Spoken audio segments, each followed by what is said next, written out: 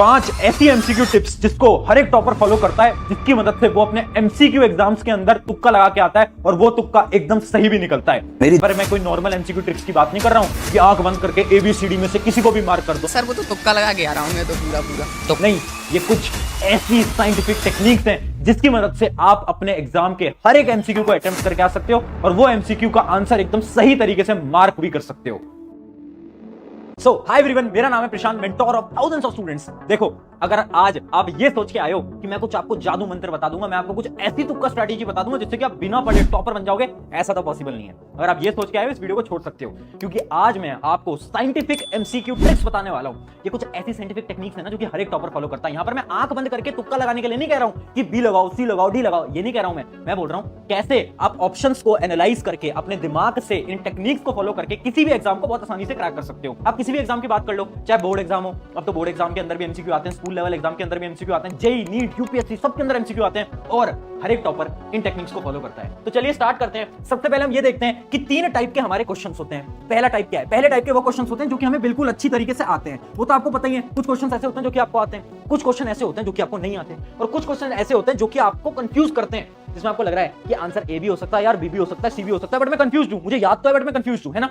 अब देखो, जो आपको आते हैं वो तो आप आराम से टिक करके आओ, बट ये जो 2 पार्ट है ना, ये जो 2 क्वेश्चंस है ना, इन दोनों के अंदर आप तुक्का स्ट्रैटेजी को यूज करके आओ, आप साइंटिफिक गेस को यूज करके आओ। पता है कैसे? अभी बताते हैं। चलिए स्टार्ट करते हैं। हमारी टिप नंबर 1, पहला है हमारा एलिमिनेशन मेथड। एलिमिनेशन मेथड के 3 पार्ट्स होते हैं, तीनों पार्ट समझाऊंगा। देखो, एलिमिनेशन मेथड जो बेसिक होता है वो आप सबको आता होगा, बट यहां पर मैं बेसिक एलिमिनेशन मेथड की बात नहीं कर रहा हूं, मैं यहां पर बहुत एडवांस्ड एलिमिनेशन मेथड की बात करने वाला हूं। अब ध्यान से सुनो यार, टेक्निक्स में बता दूंगा, बट मुझे पता है केवल 1% लोग फॉलो करते हैं। अगर सिर्फ 1% लोग फॉलो करेंगे कोई फायदा नहीं होगा, इसलिए अभी के अभी वीडियो को पॉज करके कमेंट में अभी लिख दो yes I will follow this. उससे क्या होगा, आपको याद रहेगा कि हाँ यार, हमने प्रशांत बेगी वीडियो में कमेंट करा था, हमें फॉलो करना है और हम सच में इन टेक्निक्स को फॉलो करेंगे और अपने एग्जाम के अंदर अच्छे मार्क्स लेकर आएंगे। अब सुनो मेरी बात, सबसे पहली चीज क्या है? अपनी स्ट्रैटेजी है all of the above and none of the above strategy. ये स्ट्रैटेजी क्या कहती है? देखो, आप किसी भी एग्जाम को उठाओ, किसी भी एग्जाम को उठाओ, अगर उसके ऑप्शन के अंदर ऑल ऑफ द अबव आपको दिख रहा है ना, 95% चांसेस हैं कि वही आपका एकदम करेक्ट आंसर होगा। 95% चांसेस। ये हमें कैसे पता? हमने बहुत सारे सैंपल पेपर को एनालाइज करा है, बोर्ड एग्जाम को एनालाइज करा है, जेईई एग्जाम को एनालाइज करा है, नीट एग्जाम को एनालाइज करा है। ऑल ऑफ द अबव हर बार सही आंसर निकलता है, 95% चांसेस है। और नन ऑफ द अबव अगर आपको कहीं भी दिख जाए तो उसकी सही होने की प्रोबेबिलिटी केवल और केवल 10% है।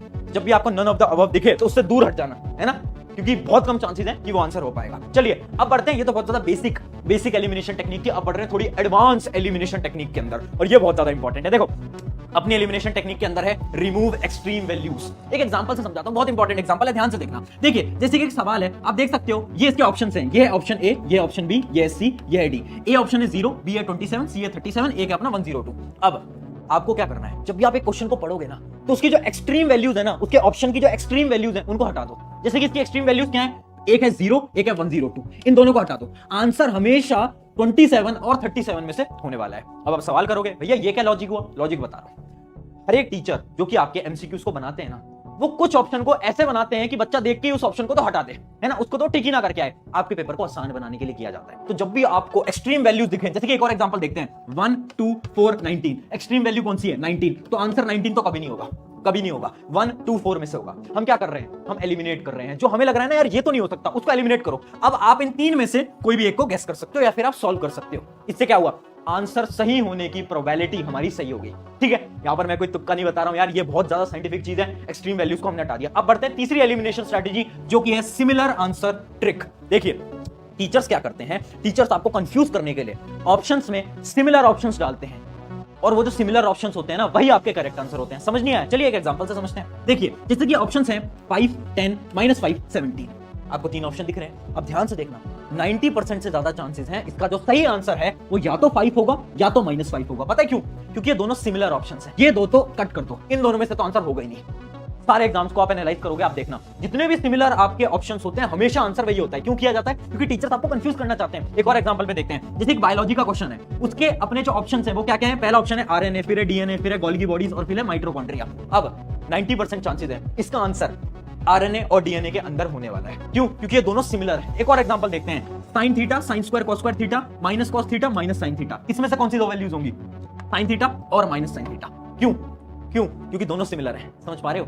समझ पा रहे हो हमने क्या करा? जो सिमिलर वाले हैं ना, उन्हीं में से ही आपका करेक्ट आंसर आने वाला है। यह है एक टीचर का माइंडसेट, टीचर ऐसे ही पेपर को बनाता है। अब फटाफट से आगे बढ़ते हैं हमारी टिप नंबर 2 की तरफ। बट उससे पहले एक इंपॉर्टेंट चीज, बहुत सारे स्टूडेंट्स ना मुझसे एक सवाल पूछते हैं कि भैया एक बात बताओ, हमें हमारा करियर ना इंजीनियरिंग के अंदर बनाना है, हमें भी एक इंजीनियर बनना है, बट सबसे बड़ी प्रॉब्लम क्या है ना कि इंजीनियर्स ना आजकल अनएम्प्लॉयड है। इसका सोल्यूशन मैं आपको आज बता देता हूं, जो कि है स्केलर स्कूल ऑफ टेक्नोलॉजी। ये एक ऐसा कॉलेज है जिसके अंदर आपको लेटेस्ट पैटर्न के अकॉर्डिंग लेटेस्ट स्किल्स को पढ़ाया जाता है और सिखाया जाता है, जैसे कि AI ML, ये जितने भी लेटेस्ट स्किल है ना जिनसे कि आपकी जॉब लगने वाली है, ये सारे स्किल आपको इस कॉलेज के अंदर सिखाए जाएंगे। सिखाएगा कौन? इनकी फैकल्टीज। कोई नॉर्मल फैकल्टीज नहीं है, ये वो फैकल्टीज हैं जो कि इंडिया के टॉप जो बड़ी बड़ी कंपनीज हैं उनके सॉफ्टवेयर इंजीनियर्स रह चुके हैं। इसके साथ साथ स्केलर के अंदर आपको 1 साल की पेड इंटर्नशिप मिलती है। सिर्फ इतना ही नहीं, सबसे अच्छी चीज क्या है ना कि स्केलर स्कूल ऑफ टेक्नोलॉजी के अंदर बहुत सारे नए नए इनोवेशंस किए जाते हैं, जैसे कि इनका एक बहुत अच्छा पार्ट है जिसको हम बोलते हैं बैच सक्सेस मैनेजर, जो कि हर एक स्टूडेंट के साथ हमेशा रहता है 24/7। और इसी सारी चीजों का नतीजा है कि 1 साल के अंदर जो स्केलर स्कूल ऑफ टेक्नोलॉजी है वो बहुत सारे स्टूडेंट्स को बड़ी बड़ी कंपनीज के अंदर प्लेस करवा चुके हैं। सारी डिटेल आपकी डिस्क्रिप्शन में मिल जाएगी। अगर आपको अपने करियर को बहुत अच्छी तरीके से बनाना है तो ये इसके लिए बहुत शानदार, बहुत बेहतरीन रहने वाला है। अब चलिए आगे बढ़ते हैं हमारे पॉइंट नंबर 2 की तरफ। तो देखिए, ये है आपकी टिप नंबर 2। स्क्रीन पे आप देख सकते हो ब्रेन सिग्नल टेक्निक। अब हम बहुत ज्यादा साइंटिफिक अंदर जा रहे हैं, एकदम साइंटिफिकली हम चीजों को समझने वाले हैं। ये जो टेक्निक है ना, ये आपके ब्रेन की टेक्निक है और ये आपको पूरे यूट्यूब पे कहीं नहीं मिलने वाली। ध्यान से सुनो, 2 मिनट मेरी तरफ ध्यान से देखना, कंसंट्रेट करके मेरी बात को सुनो। देखो, कितनी बार ऐसा हुआ है ना कि आप एग्जाम के अंदर एक एमसीक्यू को देख रहे हो, आपको याद तो आ रहा है यार एमसीक्यू कहीं ना कहीं तो देखा हुआ है, इसका आंसर मुझे आता तो है, बट आप कंफ्यूज हो। आपको लग रहा है यार आंसर ए भी हो सकता है, बी भी हो सकता है, सी भी हो सकता है, डी भी, थोड़ा बहुत कंफ्यूजन हो रही है, होता है ना ऐसा, है ना?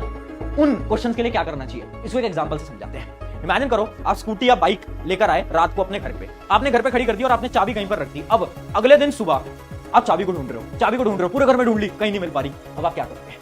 अब आप क्या करोगे? कैसे याद करोगे? अब आप ये याद करोगे सबसे पहले कि लास्ट टाइम बाइक मैंने कब ली थी। अच्छा, मैं रात को बाइक लेकर आया था, रात को बाइक लेकर आई थी। अच्छा ठीक है, उसकी जो की थी, उसकी जो चाबी थी वो मैंने कहां रखी थी? अच्छा, मैंने बेड पे रखी थी। हाँ यार, रात को मैंने बेड पे रख दी थी। ऐसे ऐसे याद करते हो ना, ऐसी चीजों को याद करते हो ना। सिमिलरली अब हमें हमारी पढ़ाई के अंदर भी ऐसे ही हमारे आंसर को याद करना है। देखो, एग्जाम के अंदर मानो ABCD 4 ऑप्शन है, अब आपको याद नहीं आ रहा, आपको लग रहा है यार मैंने कहीं तो पढ़ा था, तो पता क्या करो, सबसे पहले आंसर को मत देखो, अब ये सोचो कि ये किस चैप्टर का सवाल है। आपने ढूंढ लिया, अच्छा ये वाले चैप्टर का क्वेश्चन है। अब खुद से पूछो उस चैप्टर में से किस टॉपिक का ये सवाल है। जब ये सवाल पूछोगे ना, ऑटोमेटिकली आपको उसका आंसर याद आ जाएगा। अब होता क्या है ना, जब ये रिकॉल करते हो ना कि अच्छा ये इस चैप्टर का सवाल है और इस चैप्टर में इस टॉपिक का सवाल है, तो आपके जो न्यूरॉन्स है ना ब्रेन के अंदर, वो कनेक्ट कर जाते हैं और उसका जो आंसर है, उसकी जो मेमोरी है, वो आपको अचानक से रिकॉल हो जाती है। तो ये इसके पीछे का साइंटिफिक कॉन्सेप्ट है। अब ये करोगे ना एग्जाम के अंदर, अचानक से आपको आंसर याद आ जाएगा। अगर फिर भी आंसर याद नहीं आता, देखो क्या करो, उस क्वेश्चन को छोड़ो, आगे बढ़ जाओ। अब क्या होगा, जब आप आगे बढ़ोगे धीरे धीरे धीरे आप और क्वेश्चन को सॉल्व करते रहोगे। अचानक से क्या होगा, आप एक सवाल को सॉल्व कर रहे हो, अचानक से आपके दिमाग के अंदर आया कि यार वो जो पिछला एक सवाल था ना एमसीक्यू वाला जो मैंने छोड़ दिया था, उसका आंसर बी होना चाहिए। अचानक से आपको याद है, क्यों? क्योंकि शायद आपके जो न्यूरॉन्स है ब्रेन के, वो लेट कनेक्ट करे और आपको मेमोरी के अंदर रिकॉल हुआ कि उसका आंसर बी होता है। ठीक है, आगे बढ़ते हैं। अगली टेक्निक है हमारी B and C option strategy. देखो, ये साइंटिफिक स्ट्रैटेजी नहीं है, ये रिसर्च बेस्ड स्ट्रैटेजी है।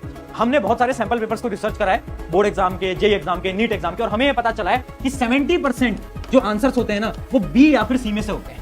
या तो बी ऑप्शन होगा या तो सी ऑप्शन होगा। हाँ, तो इसका क्या मतलब है, जब भी आपको कंफ्यूजन हो कि यार मैं ए को लगाऊं या फिर मैं सी को लगाऊं, तो आप सी को पहले प्रेफरेंस देना या फिर बी को पहले प्रेफरेंस देना। आंसर हमेशा बी या सी में से देखने को मिलता है। भैया इसका रीजन क्या है? इसका रीजन ये है, एक टीचर की सोच से सोचो।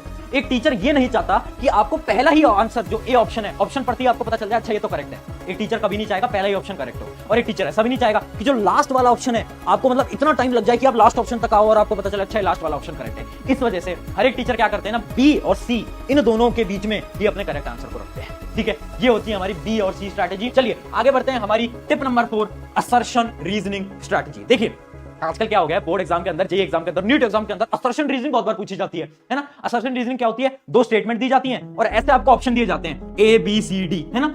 जिसमें ए ऑप्शन तो ये होता है कि दोनों स्टेटमेंट सही हैं और जो असर्शन है और रीजन वो दोनों एक दूसरे से इंटर रिलेटेड हैं। दूसरा ऑप्शन ये होता है कि असर्शन रीजन दोनों सही हैं बट दोनों का आपसी में रिश्ता नहीं है, जो रीजन है वो उसका नहीं है। और सी और डी क्या होते हैं, असर्शन इज ट्रू और डी क्या होता है, असर्शन इज फॉल्स, है ना। आपने इन क्वेश्चन को सॉल्व करा होगा तो आपको पता होगा एबीसीडी ऑप्शन होता है। अब इसकी ट्रिक क्या है, इसकी ट्रिक ये है 80% क्वेश्चंस के अंदर आंसर हमेशा ए या बी में से होगा। भैया ये क्या बात हुई, चलिए एक एग्जांपल से समझते हैं। जैसे कि इमेजिन करो ये 2 स्टेटमेंट है। स्टेटमेंट 1 है 2 + 2 = 4 और स्टेटमेंट 2 है in addition we add 2 values, है ना। अब आपको पता है कि स्टेटमेंट 1 भी करेक्ट है, आपको पता है स्टेटमेंट 2 भी करेक्ट है ना, है ना। तो ऑब्वियसली बात है सी या डी में से तो कोई हो ही नहीं सकता, क्योंकि सी ऑप्शन क्या होता है, असर्शन गलत, और अपना डी ऑप्शन क्या होता है, रीजन गलत। तो भाई स्टेटमेंट तो दोनों सही है ना। अगर एग्जाम के अंदर कोई भी स्टेटमेंट गलत लिखी जाएगी तो बच्चे ना उसको बहुत आसानी से पकड़ लेते हैं। इस वजह से एग्जामिनर्स क्या करते हैं, हमेशा जो दोनों स्टेटमेंट होते हैं ना, वो दोनों स्टेटमेंट करेक्ट ही देते हैं। 80% चांसेस है, 20% हो सकता है, बट 80% चांसेस है। क्यों? अगर मैं यहां पर ये लिख देता 2 + 2 = 5, हर कोई पकड़ लेता, हर एक बच्चा पकड़ लेता कि भैया स्टेटमेंट 1 करेक्ट गलत है ना, स्टेटमेंट 2 तो सही है बट स्टेटमेंट 1 गलत है, हर कोई बच्चा पकड़ लेता ना।